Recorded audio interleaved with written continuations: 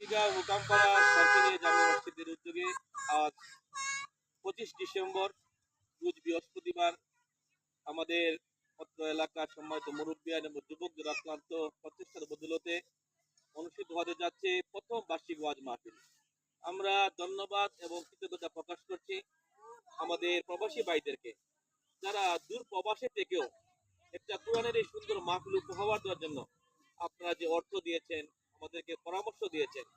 আপনাদের সেই অর্থ এবং পরামর্শের বদৌলতে আলহামদুলিল্লাহ আজকে বিশাল সুবিশাল প্যান্ডেলের মাধ্যমে একটা বিশাল মাহফিল আয়োজন আমরা করতে পেরেছি।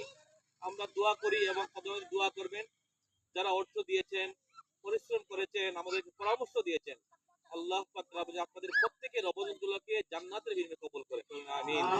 এবং আমরা দোয়া করব আপনাদের প্রবার জীবন যে আল্লাহ সুকুমে কল্যাণকে দান করেন এবং হালাল পন্থায় যেন আপনারা আপনাদের জীবিকা অর্জন করতে পারেন।